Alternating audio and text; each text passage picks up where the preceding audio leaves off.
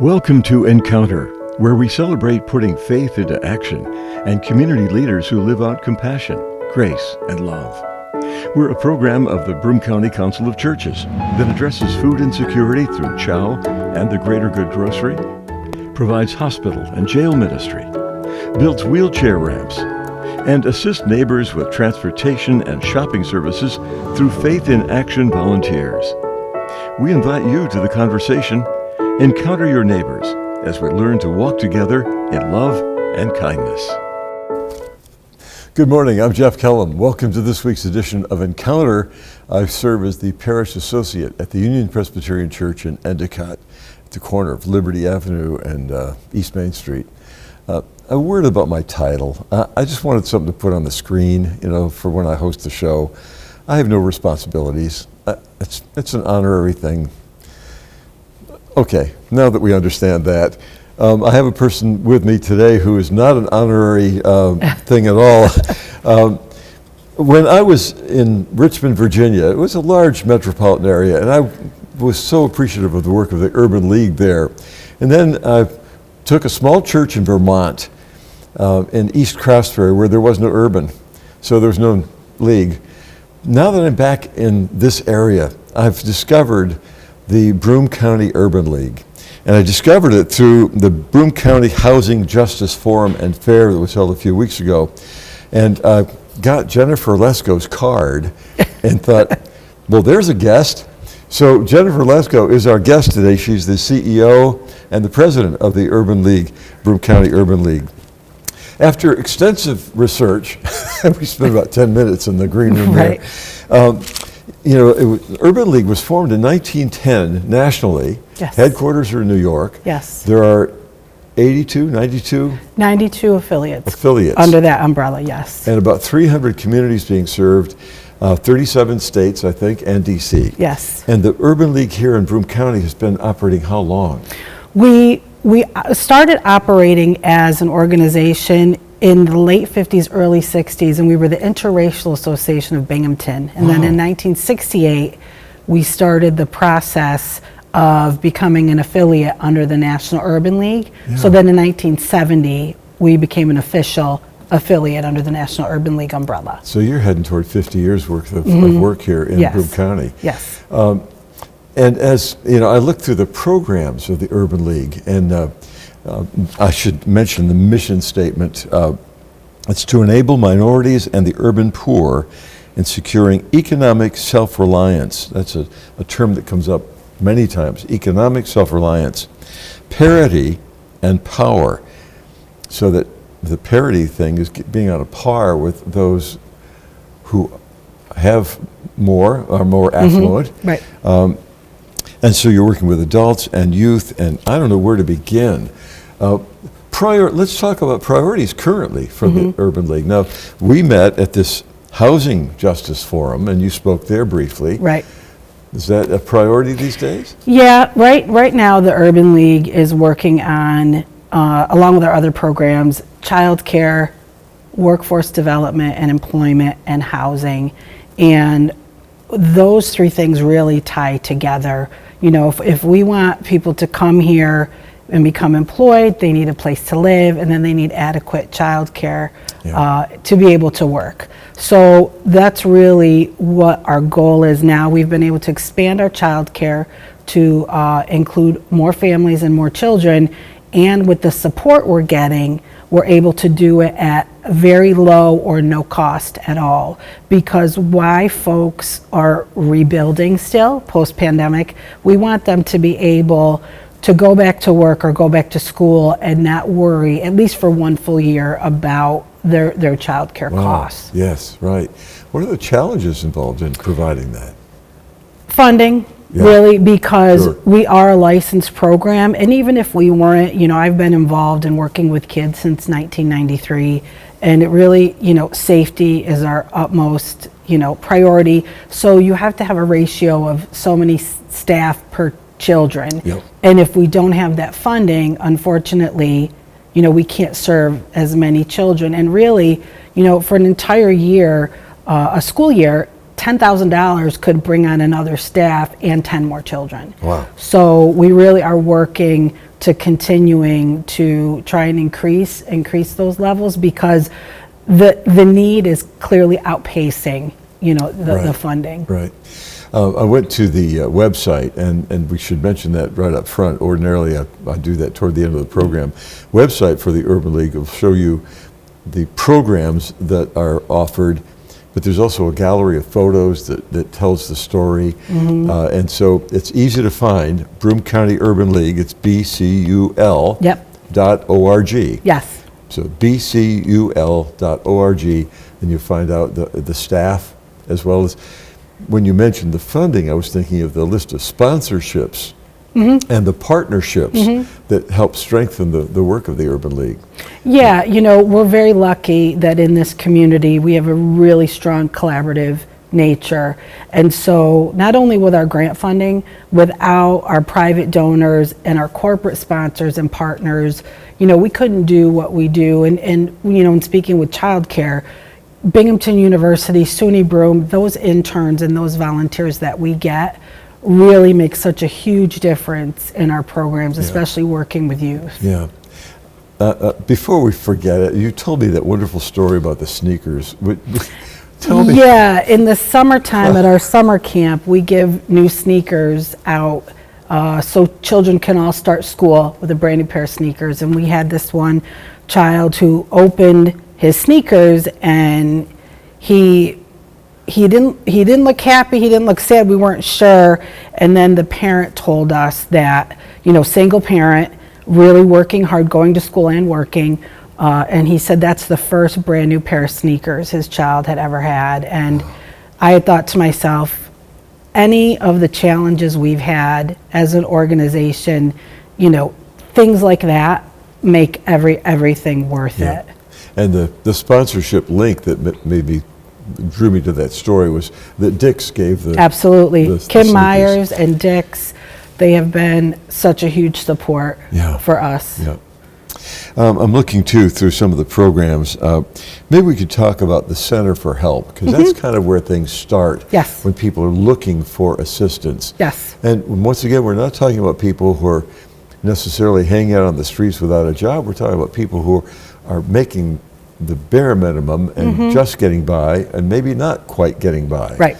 So they would go to the Center for Help. Yeah, as you said, about 70% of the folks that come through our door are working, going to school, or both, and they just need a little bit of additional support. So when they come in, the Center for Help is really the focal point. So we find out, what their needs are. They're looking for rental assistance, utility bill help, childcare, clothing, food, and then we match them up and work with them so we can make sure that they leave with either everything that they need or, a good portion of it. But then we have the opportunity with our referral network to make phone calls and help with appointments so folks can leave and not have to travel throughout the county and keep telling the same story over and over again, and then just kind of get tired and give up, and we don't want to do that. We're really here to give people not a handout but a hand up, and they just need that support. But that's the first place they come, so we know exactly how we can work with them. And that networking is so important, because you can't do it all by yourself. You don't have that kind of organizational support or funding, for that matter. Right. So you're working with social services. Yep, we work with Department of Social Services, Catholic Charities. There's a number of community-based organizations, Mothers and Babies. We do a lot with the Boys and Girls Club of Binghamton, because our program is a licensed program that the children go to until they're 12. And then after that, we still like to refer them to like the Boys and Girls Club of Binghamton or other programs, so they continue to have that mentorship and that support. Right. I remember many years ago when I was in a pastorate in a suburban church,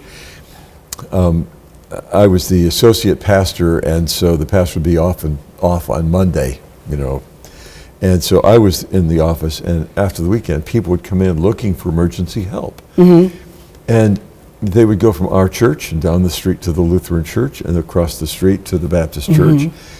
And again, telling their stories over and over and over. They'd bring in an electric bill and say, I need help. And a social services person came in and said, you you folks need to coordinate this. And so we started an organization that was kind of an umbrella, so that when you went to one church, it would tell the story for all the churches. Right. And so that, first of all, it saved us having a pipeline of folks coming to the door, and then they'd have to go on to another church. So this kind of coordination is something that you handle through the Center for Help. Yeah, absolutely. Like one of the things that we have coming up, we're giving out turkeys for Thanksgiving. Yeah. So we've coordinated that with Catholic Charities and some other organizations. So, folks have an opportunity to make sure they can have something like that for the holiday. And this Chow is one of the Yes, sponsors too. huge. Chow's a huge partner. Yeah. When you look at your work, you've seen these stories of success, and I know that there are other times when you really can't do everything that you really want to do.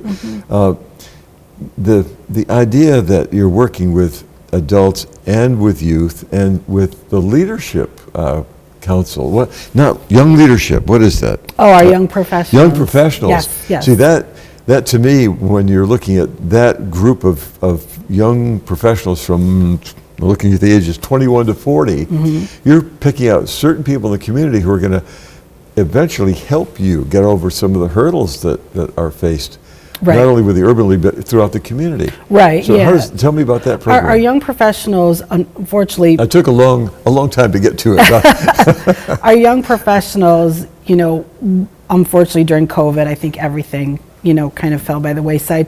But we are looking in January to have an informational general meeting, because we are looking to get more young folks interested, because really we're looking for, to be able to create a bigger outreach within the community, working with more folks, and also, our future urban leaguers. I'll be there, 19 years. I'm not going to be there forever. We need folks that are going to continue to do this work and carry the torch and are invested in this community. And our previous group of young professionals were just outstanding. And I know, a lot of the young adults we've worked with, we have an incredible community. So we're really looking forward, to bringing another group So in. does this group work for a year, or are they permanently in a... It's like a 3-year appointment, Okay. or they can go as long as they want. Some of our young professionals have become employed, but they basically help us, move forward our vision, our mission, help us, supporting our families and kids within the community. They can help, volunteer, they can help with events, they can help with, recruitment of children for the youth program. So there's a Right. lot of things they can do. Right. And how do they apply? 'Cause They that's just go coming up, online. right? Yep, we're actually working on that in the next couple weeks. There's going to be either a link on our website or information on our website, who they can call, and then, we'll go from there and set up an informational session. This is good for you with the Urban League, but it's good for their resume too. Yes, absolutely. Yeah, that looks really absolutely. good. Our first YP Young Professionals president was our current Senator Leah Webb. Oh my. Yeah, she's Wow. been wonderful to the Urban League. That's terrific. Yeah. Very good. Our guest today is Jennifer Lesko, who is the CEO and president of the Broome County Urban League. Now, Broome County, this is not the Binghamton Urban League. This is the Right. Broome County Urban League, Right. which means that your outreach is beyond the city of Richmond. Right. City of Binghamton. Right. So used to doing Richmond stuff. Beyond the city of Binghamton, so that you're reaching into Endwell and everywhere. Yeah. I mean, a bulk of our folks do come from within Binghamton, and that's about 40%. Yeah. But, then the rest, Endicott, Johnson City. We do have helped some families in Windsor, Whitney Point. So we really, will do whatever we can to make sure people have the Sure. assistance that they need.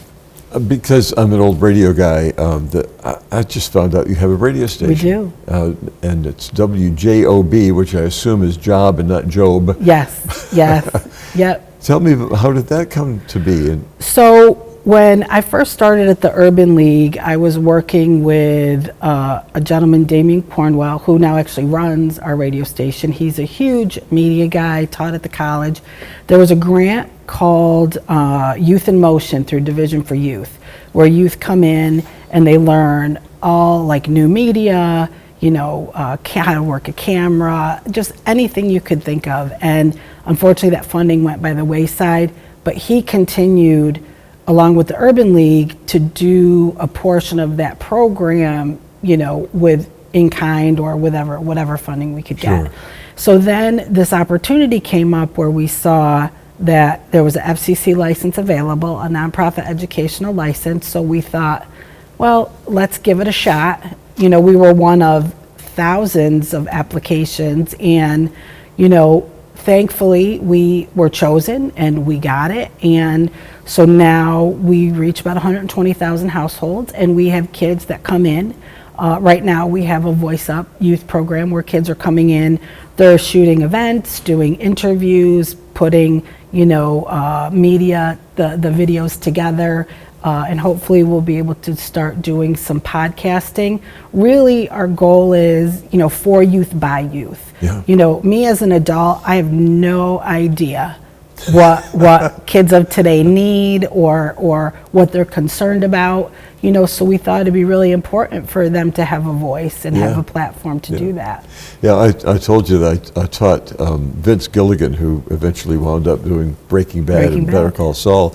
I taught him how to edit video. Yeah. It's back in the day when he would come in as a high school kid with a camera on one shoulder and a big VCR on the other. Now every kid has a video camera. Yes. It's in their pocket. Yeah. And so every kid can shoot video, and to be able to learn to tell stories rather than just, shooting the dog or the cat or whatever. Now they can learn to tell stories, and learning to edit these things together would be wonderful. Yeah. So this is part of the radio station's media outreach. Yeah, and it's a great experience for the kids. One year we had the kids working on actual commercials that were aired, and just for them, to see the commercial that they helped shoot on TV, it was just so exciting to watch their faces light up like, I did that, I shot that, or I put that together. It's a really great experience. They were there shooting the video at the Broome County Housing Justice Forum and Fair. Yes. What will happen with that video? So that's the second video we did. The first part of it was at our One County Many Faces. We partnered with CARES during the backpack giveaway. And so we talked about the importance of, diversity, respect, coming together, working as a community. So with that, and with all the community organizations that participated, they came out, they interviewed people, the different organizations, what they do in the community, and talked about how important it is, especially now, for our community to come together. And they're going to put that together and make a cool, video to give, to Just and to CARES, and so folks could see it. It helps to tell the story in a visual way, which is very affective, rather than just tossing out facts and that kind of thing. Again, I'm so impressed with so many of the programs we've talked about. Young professionals, youth support services. Have we touched on that? Is that part of what? Our youth support services is our after school and summer program, and there's also a mentoring piece to that. That program is also the inclusionary program, where we work with Office of Persons with Developmental Disabilities and have kids with special needs that come in, and also participate in the full after school and summer experience. And for more information about that, once again, folks can go to the website, which is Broome County Urban League, but you don't have to write it all out. Just take the first letter, the initials, BCUL.org. Yep, and the staff are right on there. You can email them or call them. Right. Now, we were talking about our Endicott roots. You grew up in the north side, I grew up in the Union District. When you were growing up, what did you want to be when you grew up? Did you want to be the executive director of the Broome County Urban League? When I was 16, we used to go to Myrtle Beach all the time for vacation, so I thought I was going to graduate from college and go live on the beach. But apparently, somebody had other plans for me, so I graduated from college in 1993 and started literally 2 weeks out of college in nonprofit, working for Catholic Charities and then county government and then here. So, this is where I'm supposed to be, doing what I'm doing. Right. Can you share another couple of stories about the successes that you've seen in the eyes of children or in the eyes of the adults that you've worked with? Yeah, I mean, we, at one point before COVID, we were working with social services, putting people to work. And, in, a 6-year span, we put probably over 1,000 folks in jobs. And, we follow them for up to 12 months. And we had so many people come back to us that just said, it's so amazing to have a bank account and a paycheck and be able to pay my rent and take care of my family. Yeah. We've had a couple kids that have come through our mentoring program that were first in their families to go to college, and they come to us and say, I couldn't have done it without the Urban League. Yeah. We had a young man that had gotten some trouble coming up, and he took one of our technology certifications through our Attain Technology Center, and we worked with him, and he was placed at a job, an IT level 1 position in the hospital, and he's now 8 years later, he's still there, and he's moved up, and he's doing amazing. And we're just so glad that we could be part of that journey, because those folks really also work. We're there for support, but they do a lot of the heavy lifting. But we're just really glad that we could be there and be part of it. Yeah. You mentioned the Attain program. Yes. That's the Attain lab, and it's got something to do, at least on the website, the quick view of learning Microsoft Word or... Yep, it's actually Attain is Advanced Technology Training and Information Networking. Wow, good for you. Took me a while to learn that. But we have about 35 different courses. There's, technology courses. There's things also like level 1 security guard, childcare, home health aid, and those courses are all free. But the most popular courses we have are the Microsoft Office certifications and the technology certifications, and QuickBooks most recently has become a very popular certification. And these are offered where? We have a lab at 47 North Street, and then also a lab at the Carlisle Community Center through Binghamton Housing Authority. And folks can also not only do in person, but online. Right. So that way folks that may live in Endicott or Whitney Point or something could just log in and take their courses online. Yeah. Your main office is where? 88 Main Street. We're on the corner of Main Street and Mather Street. Okay, in Binghamton. In Binghamton, Yep, yes. Yep, yep. Mm-hmm. The work of the Urban League nationally is very impressive too. Every city has its own, or every municipality has its own particular issues, depending on where the Urban League is based. The networking that you do from Broome County, I guess you're in contact with other urban leagues in other areas? Is this you have an annual event or convention? We do. We actually have 4 events a year. Our biggest event is in July, and that's our national conference, where we get together, and as CEOs we talk about some of our challenges, some of our celebrations, but we also, it's a really great opportunity to lean on other CEOs if you're going through something like, hey, I have this funding issue, and we really help and support each other, and the other CEOs in the other New York affiliates. We speak and network often, to really support each other. Yeah, you mentioned funding. Where does the funding come from? Is it all corporate funding, or No, we have a really good mix of diversified funding. We get, state, federal, we have some local foundations, United Way, some private donors, Office of Children and Family Services, Office of Persons with Developmental Disabilities. Right. So we really are lucky. We have a very diversified funding base, which is important because if one of those goes away, we still can make some adjustments, to keep offering the services. And that's we happened offer. where you start a program and the funding dries up and you have to discontinue the program or find another creative way to do it. Yeah. You must have someone who writes grants for you. Is that part of your staff? You do it. I do it. Yeah, right. And tell me about the staff. How many folks are working in the office? Right now I have 8 staff. In the summer, that doubles because in the summer we have a 7.5-week full day summer program. Yeah. So we have probably 50 plus kids in that program. So we have to hire additional staff because it's 8 to 5 Monday through Friday. Yeah. Where's the summer program take place? The summer program this year was at the church where we had the housing forum. Oh, First because our Presbyterian. normal place was having asbestos abatement done for the summer, so Yeah. we had to move it. So Yeah. right now we have a program at Calvin Coolidge, and we serve all of the Binghamton schools. We are looking to expand into Johnson City and Endicott with some smaller satellite sites, and hopefully in the summer we'll have some smaller satellite sites as well.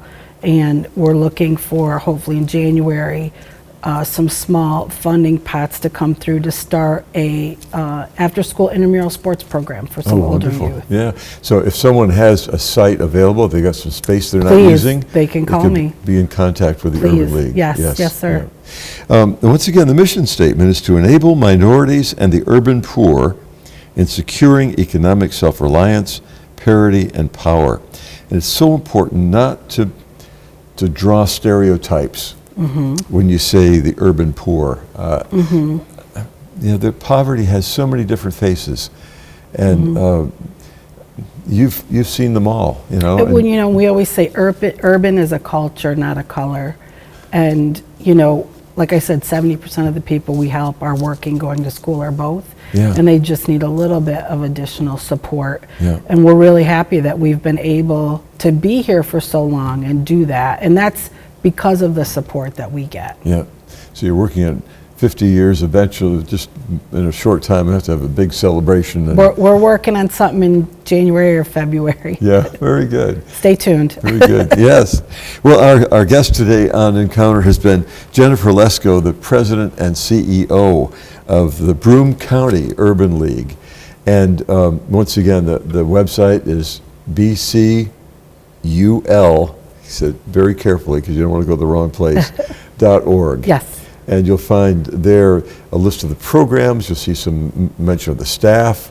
You'll see the gallery of photos that help tell the story in Yes. a very wonderful way. So working with especially the youth programs. I'm so impressed with, I didn't know any of this until I went online well, thank you for having to look. So we wish you all the best because Thank you. you know, you're doing important work.